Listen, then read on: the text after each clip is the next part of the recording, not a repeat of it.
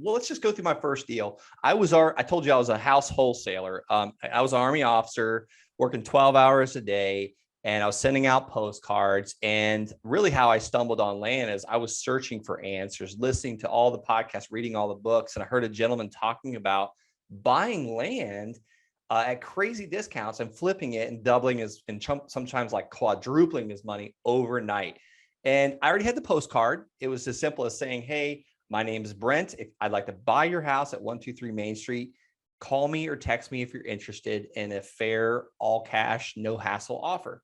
So I just changed house to land, and I got the tax delinquent list. Actually, I'd already had the tax delinquent list, people that were behind on their taxes for the entire county for properties.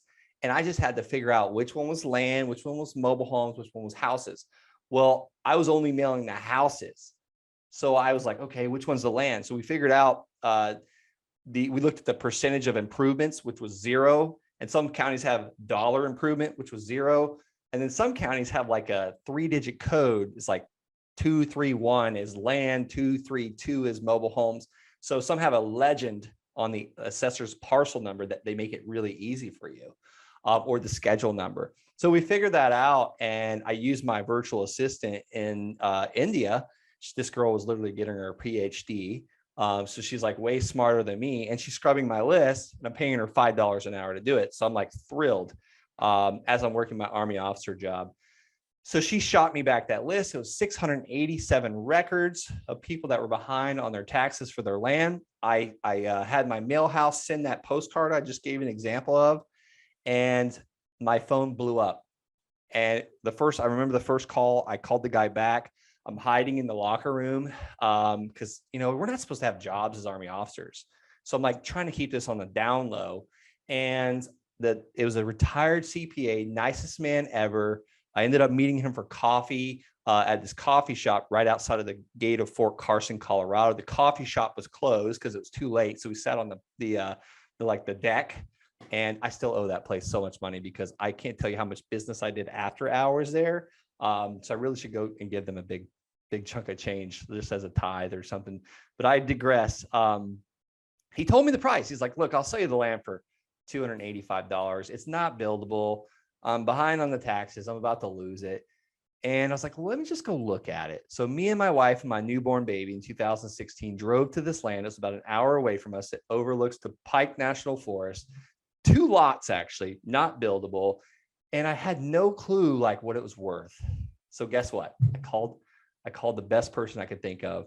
And that was there was a real estate office down the hill. It's like as if God himself planted that office for me to call. And I mean that with all sincerity. So I call on a Saturday, and there's a realtor in there, and she answered the phone and goes, how may I help you? So I told her the situation. I'm buying this land.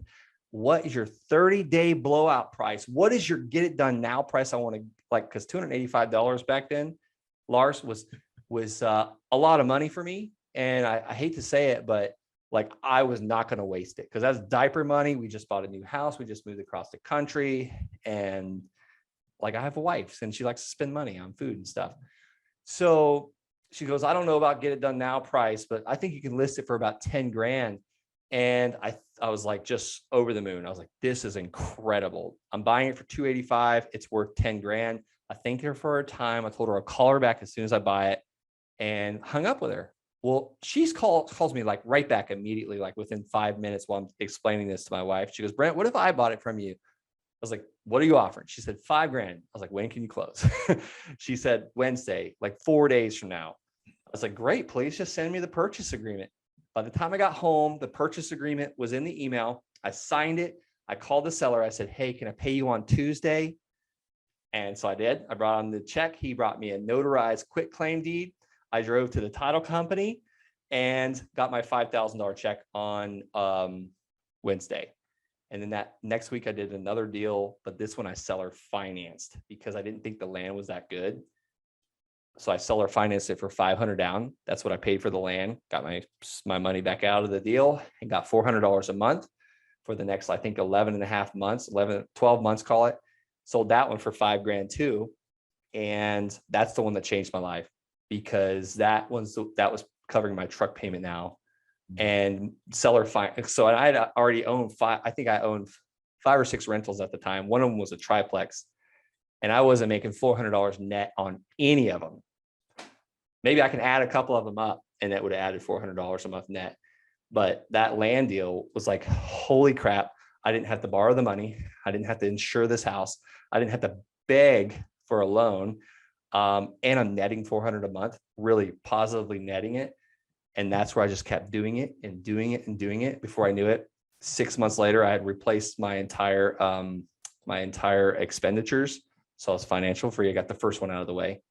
And that's the rest is history. I hope that gave you, well, how did I sell it? Craigslist, both, or the second deal I sold it on Craigslist. I hope I gave you all the nuts and bolts to how it worked.